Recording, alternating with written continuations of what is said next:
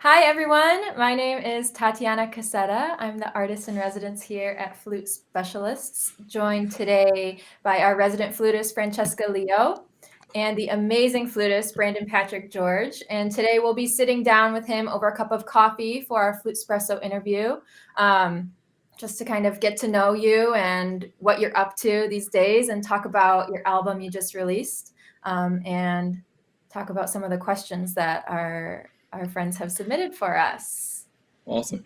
Yeah. So, how are you doing, and how have you been in the last 8 months during Uh, quarantine? What have you been up to? well, it started off seeming like it was going to be a few days, and then it went on for like 14 days, which we thought 2 weeks, and now it's been going on for about 8 months. So it's this ongoing saga. But I think all things considered, I'm doing well.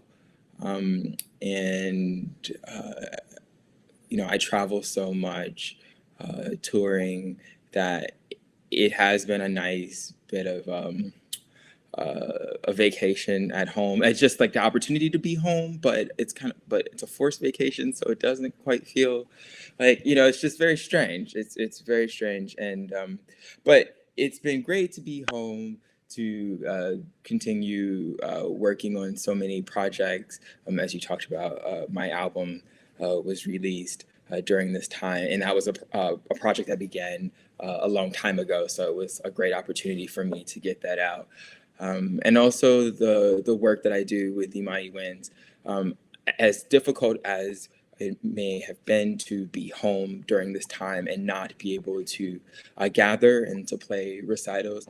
I've been incredibly inspired by the wonderful teaching that we're able to do. Our festival that is now, this would have been the 10th year, the 10th anniversary. We decided to take that online. So we condensed what is normally 11 days to 3 days, giving us an opportunity to connect with students really from all over, which was really fantastic. I think the reach was a bit wider than it would have been for people who would have had to travel to New York for the festival. So it allowed us to connect with more students, which was really fantastic. And also the teaching that I do for the Curtis Institute for the Summer Fest. So it was really wonderful to see that during this difficult time, that the work continues and that flutists all across the globe are practicing and making beautiful music and really using this time to grow and just to use music as a tool to keep them inspired, motivated, and to bring them joy during this time. So I really have to say, as difficult as it may be to not be performing concerts in the way that I'm used to, the teaching has brought me a lot of joy during this time and kept me really inspired and to work hard. That's amazing. Yeah, and that's what kind of we hope from this stream too, is that, you can inspire some people as well, since we're not able to connect. And I think that this whole series probably wouldn't have happened if it wasn't for COVID and having to, stay at home and be distanced. So we're so happy to have you here. I just wanted to remind everyone too who's watching that we are doing a giveaway, and all you have to do is comment, and that's it. And we'll pick a winner at the end. And you'll win one of our Flute Specialists mugs signed by Brandon, and also a copy of one of his albums too. All right. Francesca, you have the first question for him. Yeah, so going back to your album, Tatiana and I were just talking about it this morning. We both listened to it. We love it. It's incredible. It's an amazing album. Thank you And so much. yeah, we just love it. And the repertoire you chose it's so unique. And I love that you programmed the Boulez Sonata, especially. I thought that was so awesome. So we wanted to know, is there any inspiration behind the repertoire that you chose for the album, or is there any significance of the repertoire? Oh, yeah.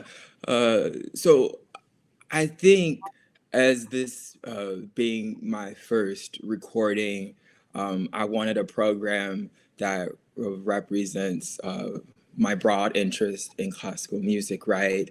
I play everything from contemporary music on my own and with Imani Wins, a group that has really built its reputation on commissioning new works from a diverse group of composers.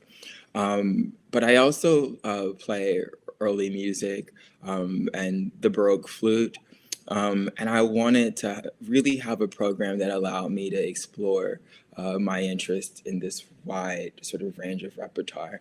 And I was particularly fascinated at the time by composers who I think were innovators, sort of looking forward and sort of pushing the boundaries and pushing music forward, as you know, the great Johann Sebastian Bach did.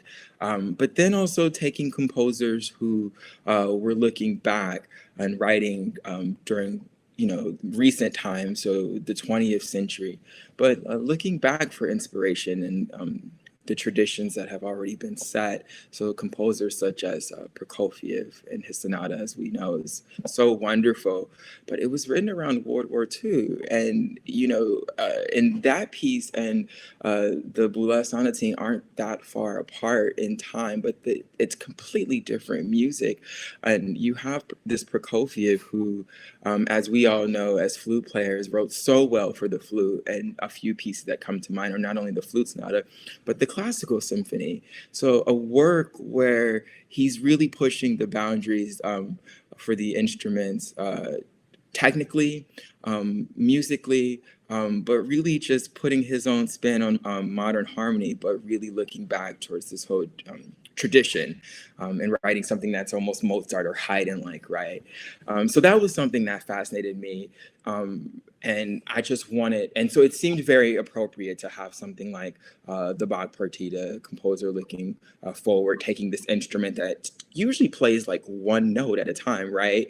And has the flute play a role of both like soloist and accompanist, right? Playing both voices, like there's this counterpoint, right? And then having composers, like I said, who are modern, but looking backwards. That's awesome. And I just wanted to say, I love your Bach Partita too. I think your interpretation is just so amazing. We were talking about that too. We just love it. We love your album. Yeah. Thank you. Thank it's you so really much. Great. It's just I particularly with the Bach, I was very interested in the fact that it's a dance suite. Okay, so and I know a lot of people will often say, well, some of these, even though they're dance movements, they were not necessarily meant to be dance. But from everything that we read from the time, we were to play them sort of like that's the spirit, right? So you're supposed to have like this sort of like rhythmic vigor and charm and elegance. And I think one thing that I was always very confused about in listening to modern interpretations, I couldn't always feel the beat. I couldn't feel like a steady pose. It felt like it was played very freely just because it's an unaccompanied work. And I just kind of wanted to have something that felt a little bit more like, there is this pose, there is this rhythmic groove that is inspired by dance. And another thing that I wanted to do more of was to really vary the articulations that string players use. And I got that from my experience playing the Baroque flute. And if you listen to great traverso players play the partita, they use so many varieties of articulations and phrasings that you don't really hear modern players play with. It's almost like because the first movement has nothing, then do nothing. But the tradition of the time was that the pattern dictates the articulations and dictates the phrasing. So for me, it was just like I wasn't going to be afraid to put those things in just because they weren't there, because everything that you read from the time tells you that was, that was the fad. That's what you did, right? That's so awesome. Yeah. That's cool. I know when I listened to it, just that first movement like hit me. I'm like, okay, I've never heard it really with these articulations, which I thought was so cool to hear that different interpretation. and really inspiring too. I really want to like go back and look at it. I'm like, all right, I'll try and add some of these in now myself. I think it's fun, and I want to encourage all flute players to get out of I don't know, our own like flute minds and listen to great string players and other instruments that they have, I think, more of this repertoire. The repertoire that we do have by Bach and Baroque composers compared to other wind instruments, I just think is like phenomenal. But I think there's so much more for string players, and so they spend a lot more time with this music than we do.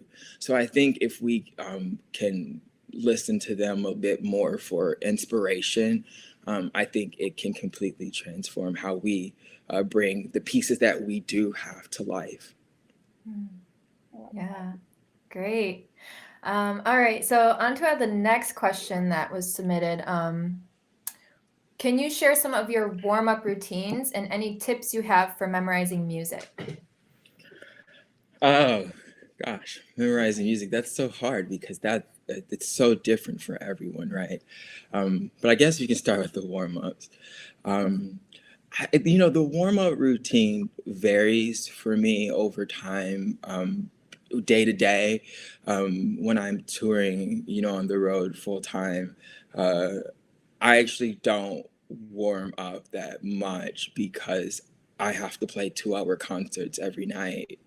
Right. And so I need to really conserve my energy, save my energy, save my embouchure as much as I can. So I think when I'm on the road, the warm-ups I do are more for me to stay relaxed and get back to a place of relaxation after playing a 2-hour program the night before. So that will include things like whistle tones. I think those are really good for relaxing the embouchure and finding focus. But on days when it's a practice day and I have the time to actually practice, some things that I like to do are the Reichert daily exercises are very beautiful. And when I was a student at Oberlin, I studied with Michel de Bost, and I think many people will know his book, The Simple Flute. And he was very big into the Reichert exercises, particularly numbers 2 and 4, that we would always play very slow and slurred, like vocalises, to get the air moving, for evenness of the fingers, for pitch, for quality of sound. I mean, they seem so simple, but they're so complicated if you try to really think about all of those things while you're practicing. And in that same vein, we would practice Tafanal number 10, the arpeggios, as vocalises as well. So very legato with a very open sound, getting the air moving. So I think those work beautifully for warm-ups. Also, sort of in that same tradition, the Philippe Bernaud book, Embouchure Technique, which has a ton of vocalises. It's the same thing, sort of arpeggios, getting the air moving, the legato, the quality of tone and pitch.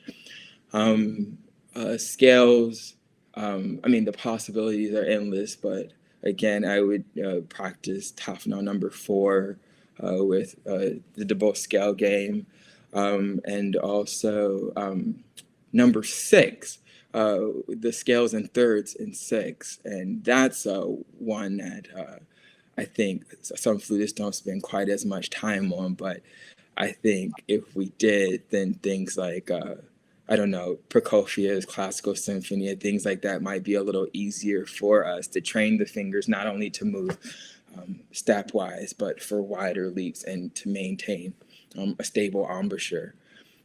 So yeah, Philippe Bernaud's book is fantastic. The Reichert, Tafanal, but what I also really love is the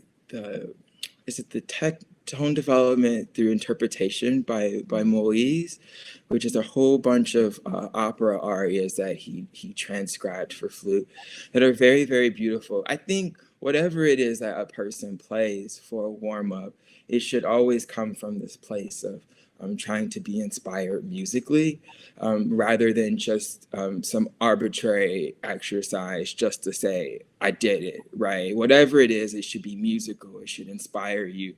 And it doesn't even have to be printed. You know, you can improvise your own melodies. I mean, that's what these things are essentially, right? These are things that people wrote down, that they made up, that worked for them. So at the end of the day, I think these are good starting points. But then branch out and find out what can work for you. Improvise your own exercises. Write them down. You might want to use them for your students. You might want them for your own personal reference. But let these sort of guides, these method books just really be guides for you finding what works for you and your own inspiration to improvise and create your own, I think. That's awesome. And I love especially just thinking out of the box like that. I think that's such an important piece of advice for everybody, all musicians, not just flutists. So that's really awesome. Yeah, I think it's so important to think outside the box. I mean, it keeps you, the goal is to keep this engaged, right? To keep the mind engaged. And if you're just opening a book or playing a scale because your teacher told you to do it, but it doesn't really have any deeper meaning for you for what you need technically or what speaks to you musically, I think that means that you should branch out and find things that work for you and just get creative and have fun with it. Just have fun. Yeah. But you did ask about memorization, and I think that one, that question is a bit tricky for me because I think everyone hears things differently and their mind works differently. But for me, what helped early on, I think, in memorization is the fact that when I was a student, the both had us memorize all of these exercises, right? These scales and arpeggios. And I began to hear things intervallically. I began to hear intervals, right? Which that's all melodies and pieces are, songs, right? They're just series of intervals, right? And so I got in the habit of hearing things intervallically, which I think helped me memorize a bit better. Yeah, so I think, of course, there are things like listening to a piece, but you can't always listen to a piece because there aren't always a lot of recordings of them, right? So what do you do then? I think it's really training the ear. So I think those good old oral skills classes that we take in school come into play and can be very, very useful in terms of helping you hear things and memorization. But yeah, I know a lot of people have different ways of memorizing, so it's good to just get everyone's different input for sure. And yeah, and I think taking chunks of things rather than taking if you're trying to learn, say, a Mozart concerto or something like that, just taking different sections and really focusing on those and getting them very good. Don't give your mind too much to process at a time. I think really breaking it up can really be useful. Yeah.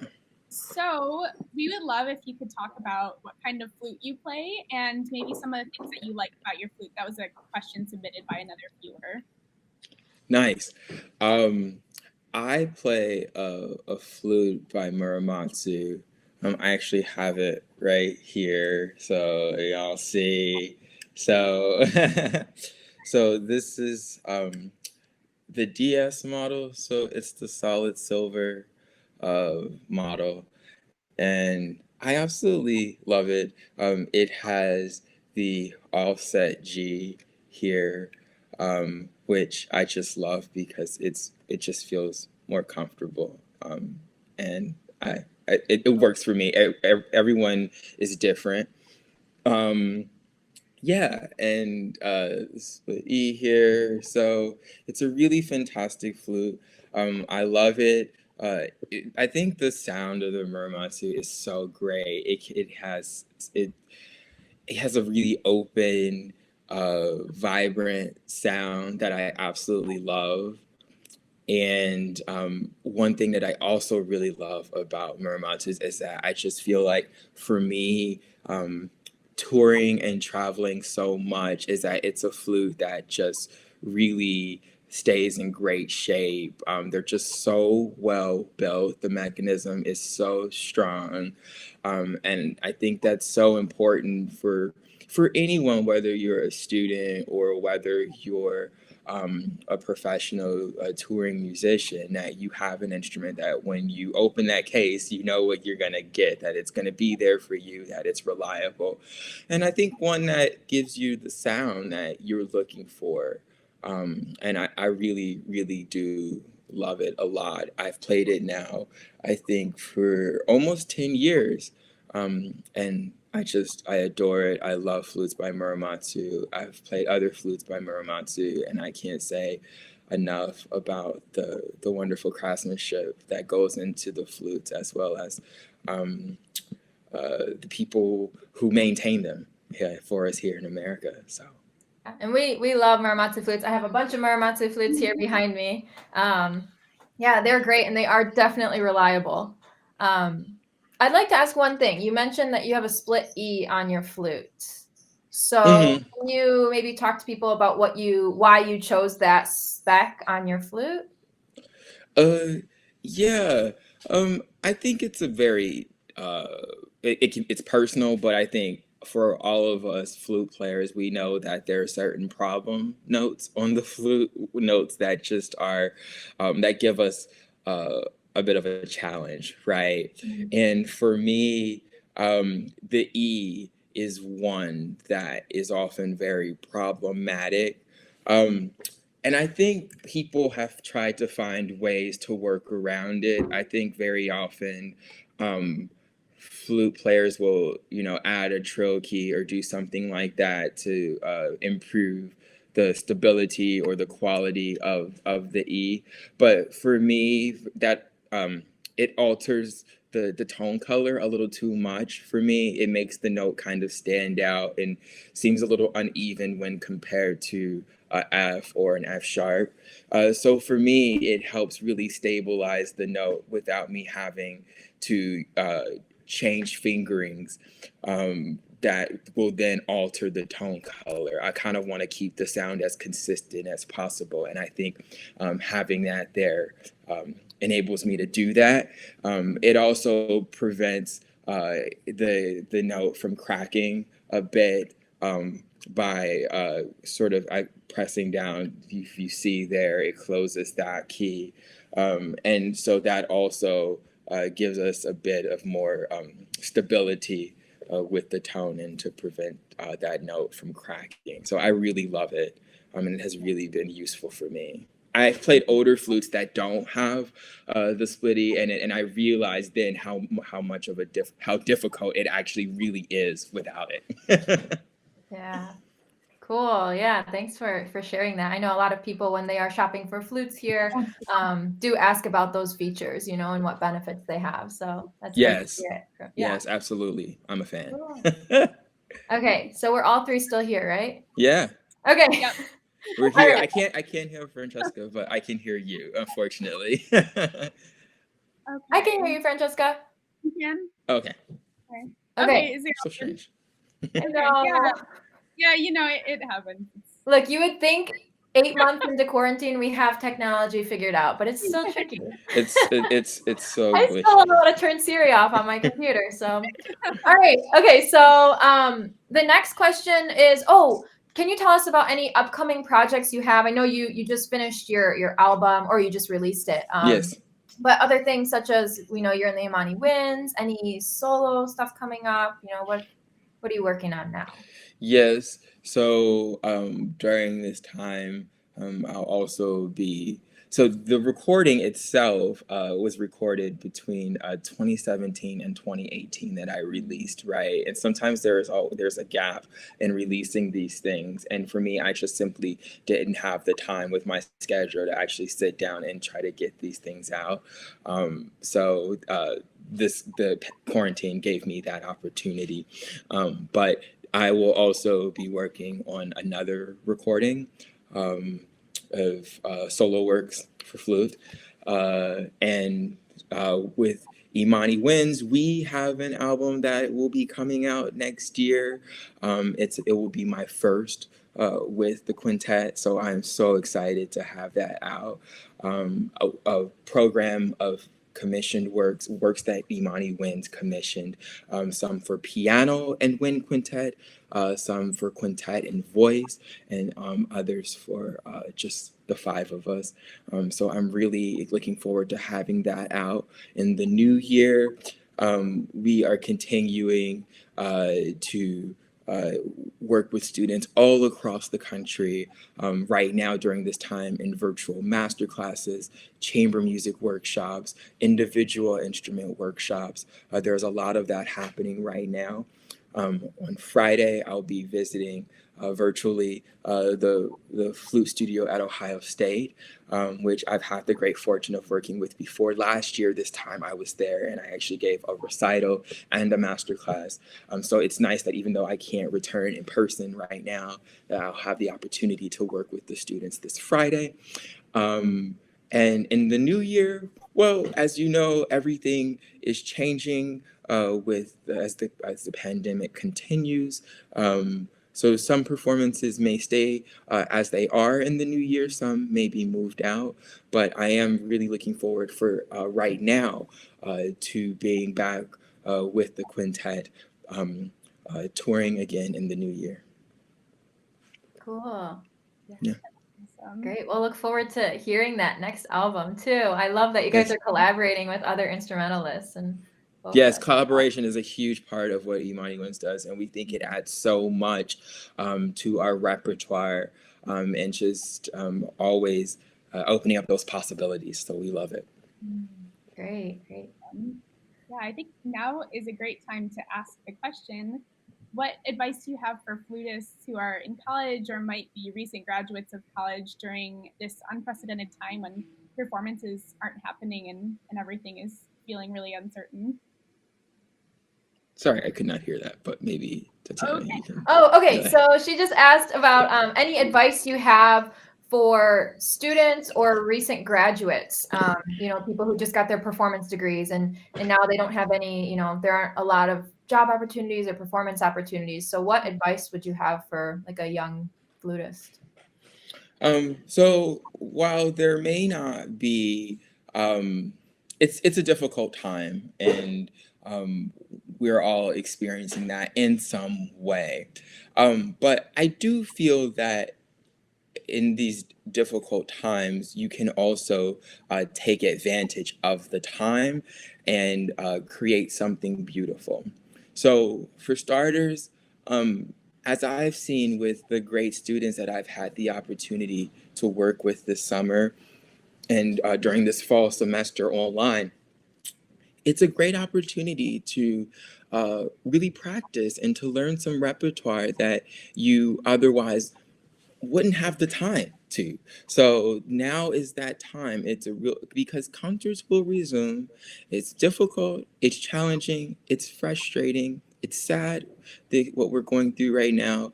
But remember that that we will, be back playing concerts and come out of this time with some new works that you hope to share with audiences. Reading. I think reading is really, really great for me musically. It's something that helps me be inspired. A composer that I became fascinated with this summer, Ruth Crawford Seeger, American modernist composer.